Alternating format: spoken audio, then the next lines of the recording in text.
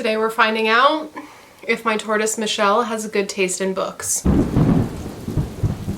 Hello, welcome back to my channel. So today I am having a very special guest here on my channel, my tortoise Michelle. She is going to be helping me pick out some horror books for this vlog. So basically, you'll see in a second, I laid out a bunch of horror books and we had 4 rounds and I had her just walk up to one of them and pick one, and she had on her little Halloween costumes because it's now October.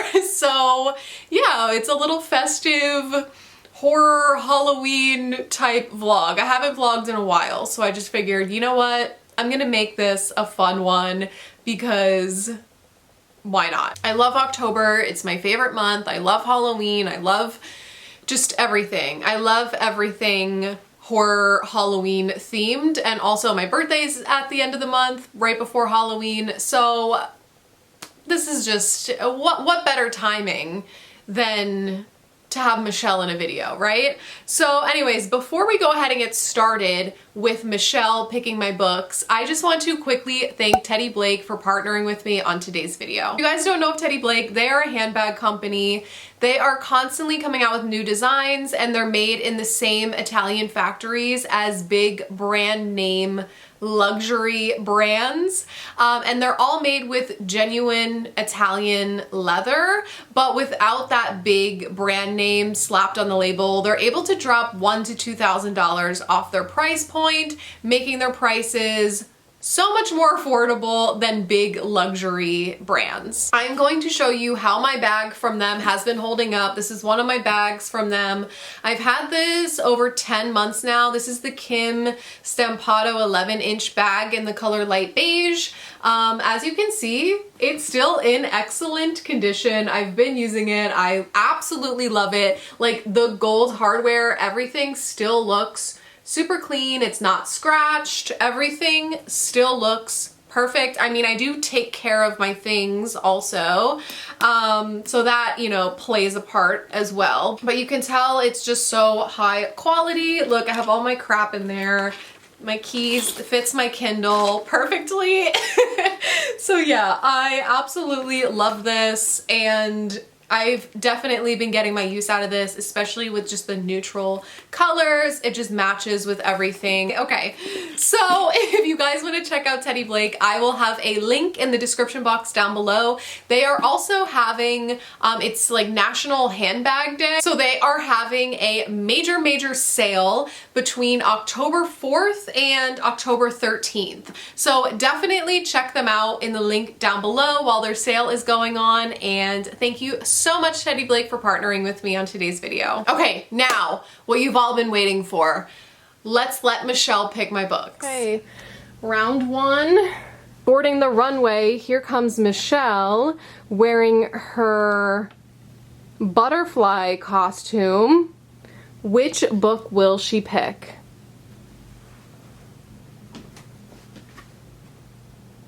Oh, is she going for Judith?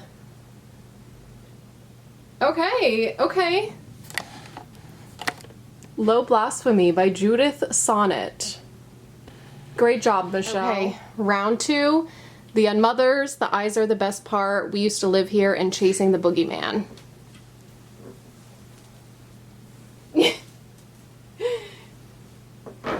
Here comes Michelle down the runway, sporting a pumpkin costume. This one's a little bit big for her. Oh? Which one? Okay, The Unmothers. Good choice, Michelle. Okay, round 3. What kind of mother? Monstruo, Remnants, and The Eyes Are the Best Part. Okay, Michelle is pooping literally everywhere, so we have to hurry up. Here she is, sporting a taco costume. Hurry up, Michelle. Pick a book before you poop for the 4th time. Monstruo? No? Okay, you're faking us out. Which one is it? She keeps turning towards Monstruo. I'm just gonna go with that one. Or like, and then she switches. Okay, I think we're just gonna go with Monstruo for that one. Okay. Last round, I just put all of the rejects out. Here comes Michelle sporting a different pumpkin costume. She took her costume off. That's fine. Go ahead, Michelle. Do your thing, girl.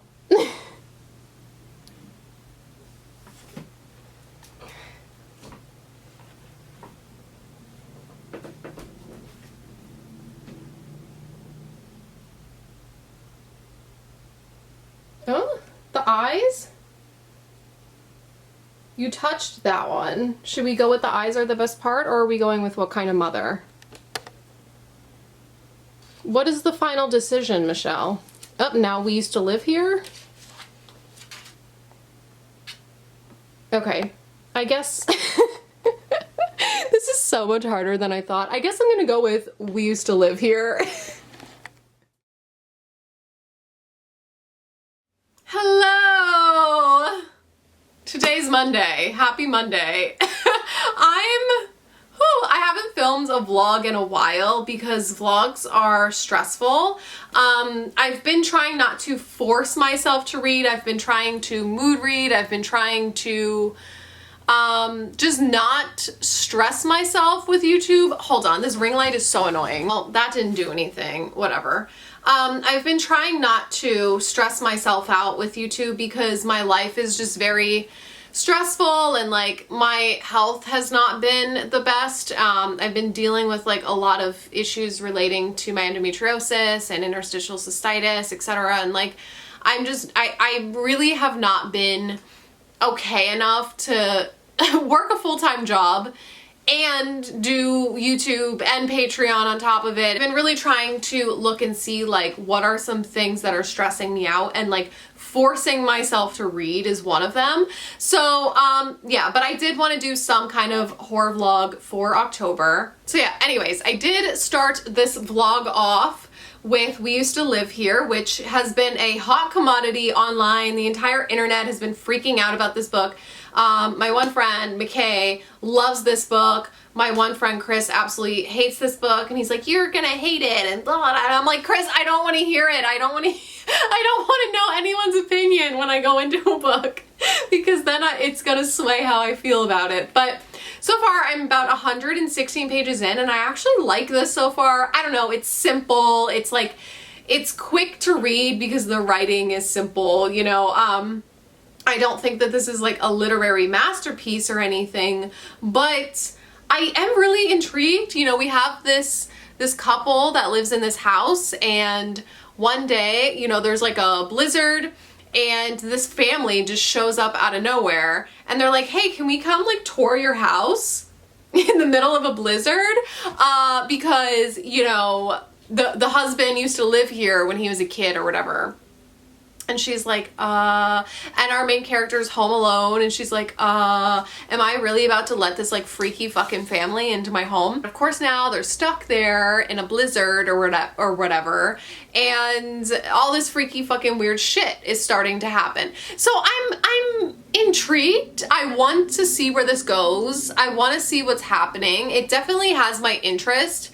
And so far, I don't know, I think it's fun. I think it's a fun read. I think it's weird. There are all these like weird little chapters with like documents about different things. I honestly don't even know how to describe this. There's like news reports and definitions of things, and there's like different articles. So I honestly don't know what any of that is about yet. So we'll see. Seems like a lot of people either love the ending or hate it. So I'm really intrigued to see where this goes, but so far I like this. I really don't have any complaints.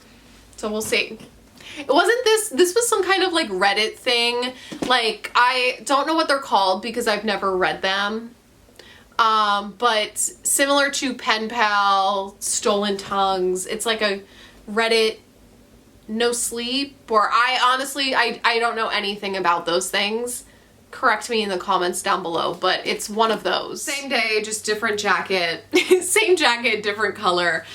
So I am I'm farther along. I'm on page 216, so I have less than 100 pages left, so I'm gonna finish this up today. It's only 3:30, so I'm going to finish this up, and I still like it. Like, I just don't know how I'm going to feel about the ending. So basically, you know, we're just following this woman, and like weird things are going on with this house, and this family is trapped in this house with them, and there's weird things going on with this family, and like the house, I'm not going to give anything away. It's not really a spoiler. The house like changes, like things about the house as you remember them change, and like things about people as you remember them change, and there's just like this weird concept going on, right?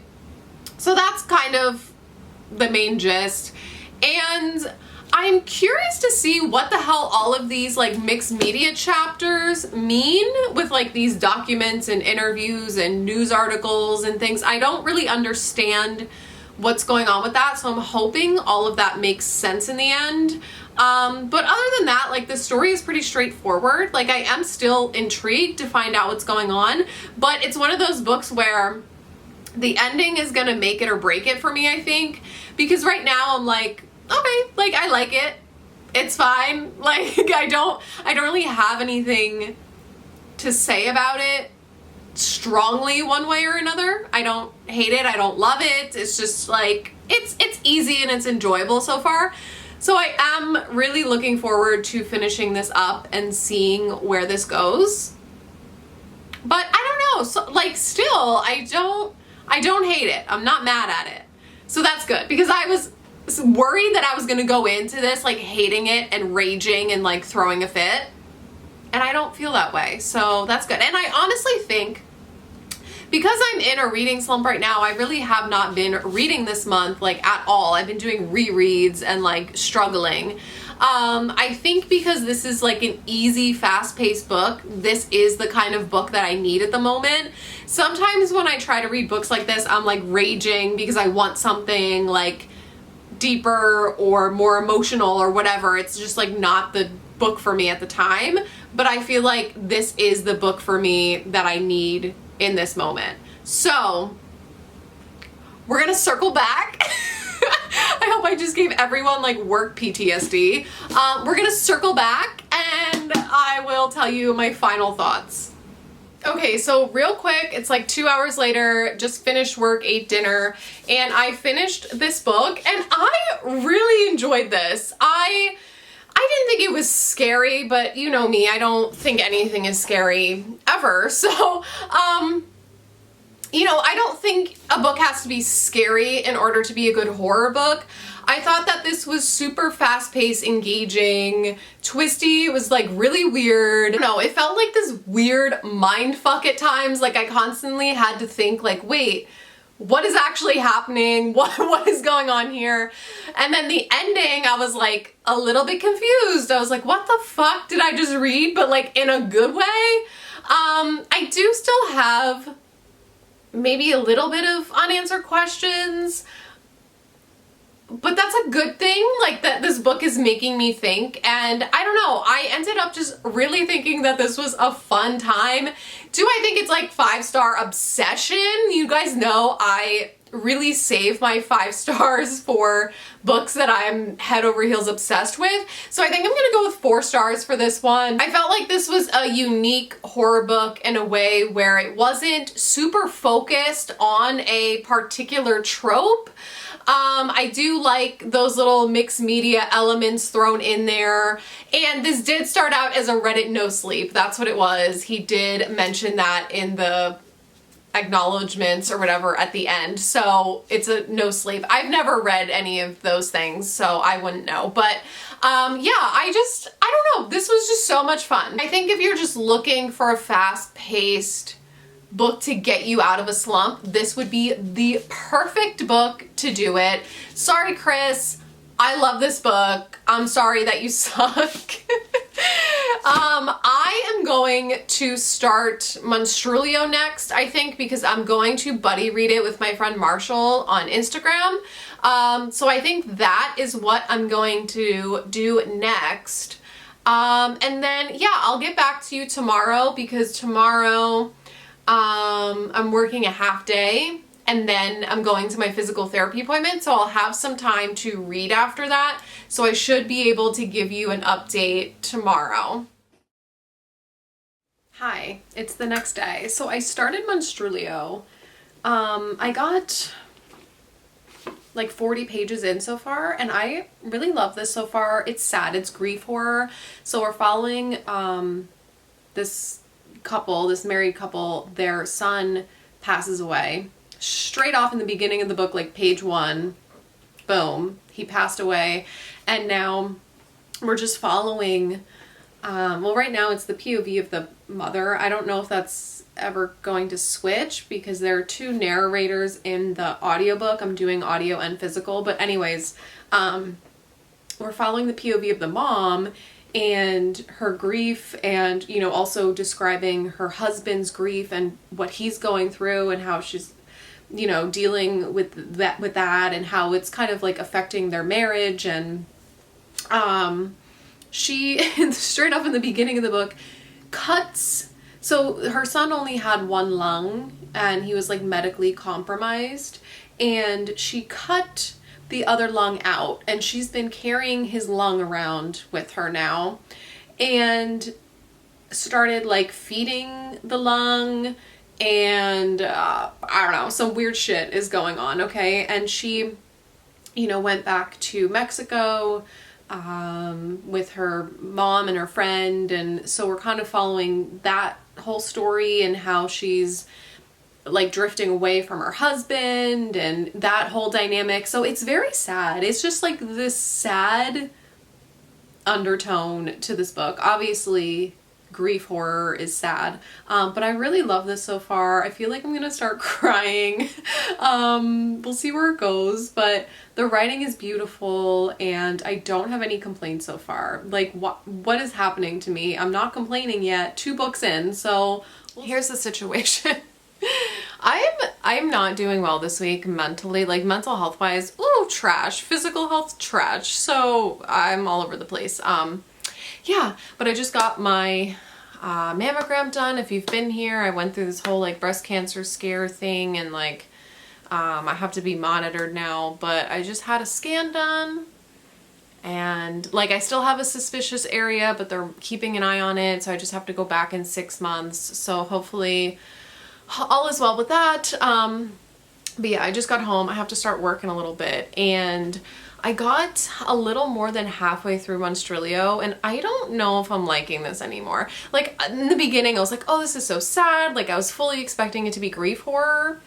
And then, so like the first part of the book we're getting Margos, who is the mother, we're getting her POV, loved her, and like how she got more unhinged. And then part 2 we're following her friend Lena and like her POV on things, and like things just got progressively more weird. Like it almost turned into like a weird, I honestly don't even know. It's just more like just weird fiction than horror or grief horror. Like I don't feel any emotion anymore. It's just like them trying to raise this like monstruo that, you know, formed from the son's lung. And guys, I'm so bored. I feel like this book is dragging on and on and on, because now I got to part 3 and now it's like the husband's POV and like his whole thing. Oh my god. I honestly am just so clocked out at this point. I have the audiobook on, and like, I don't know. This is not what I was expecting it to be. I know everyone is obsessed with this book. I don't think it's bad, but I'm just not super interested. Also not doing well like mentally, so this isn't really something that I want to be reading right now at this time, I don't think. But yeah, I guess I'm gonna finish it on audio and let you know my thoughts, but it's looking for like maybe a 3-star at best. We'll see. Okay, it's later in the day. I finished Monstruo. I finished it on audio, and I think I'm gonna go with 2 stars for this one, sadly. This was just not what I was expecting it to be. I fully was expecting like a sad grief horror book, so I was so excited, and this was not horror. It's like just a weird fiction, like I said, and you know, you get the friend's POV, and it's like how all these different people deal with grief, and then you get the husband's POV, which was so boring, and everyone is gay, they're all gay, love that for them, yay. And you know, we get how he's like dealing with his grief, which is totally different than how the wife deals with grief. And I love the beginning of the book with like the unhinged woman aspect, but I just wasn't really into these other characters. And then the fourth POV is the monster itself.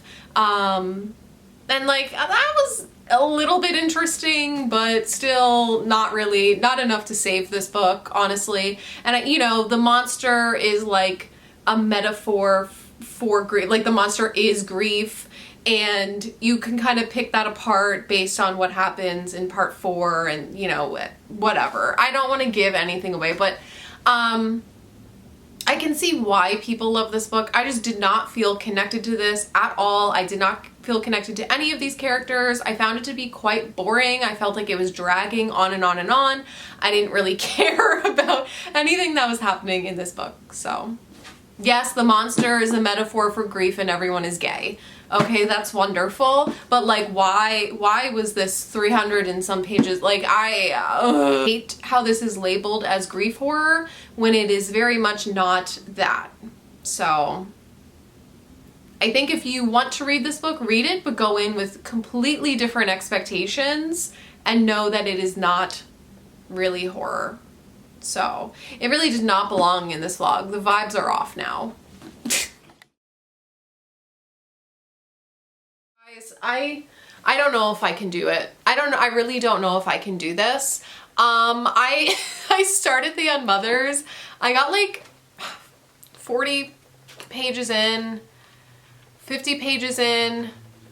I am struggling so hard with this book. I kind of knew going into it, like it sounded really interesting. So it's about this horse who gives birth to a human baby. And I'm like, that sounds so cool, like so interesting, right?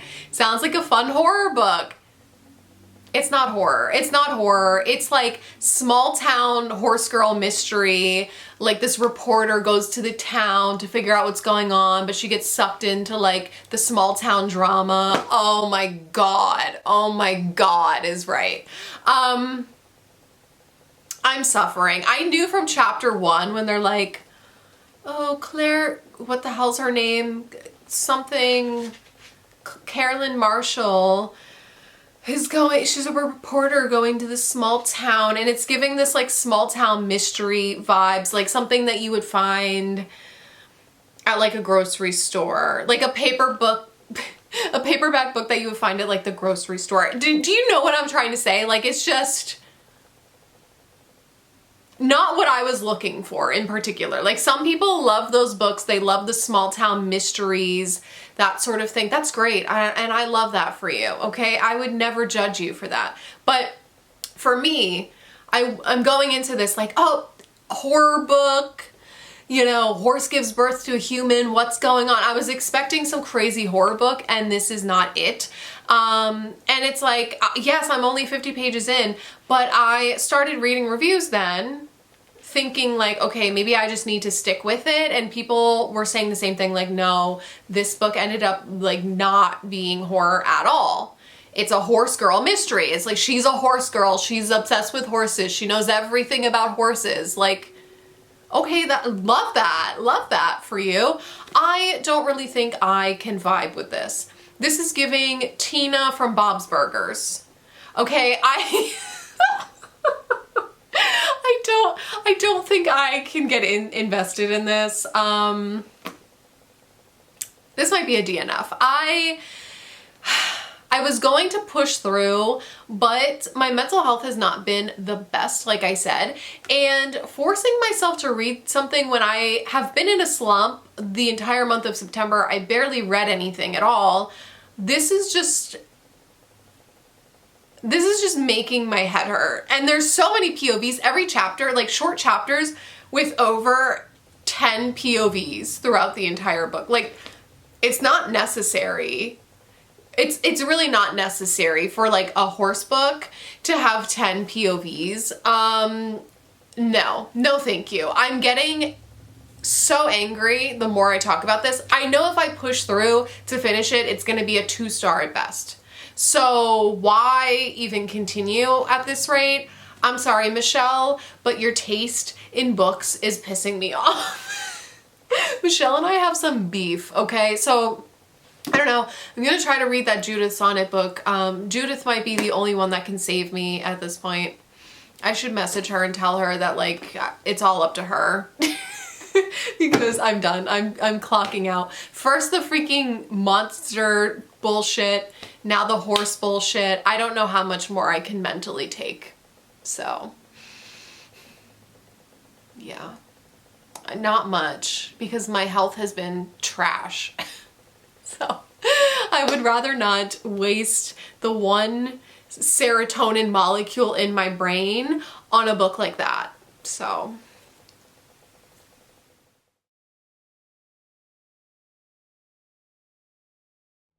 Okay, so I just straight up don't feel like moving my camera right now because I'm working and I'm in pain and like I'm not getting up.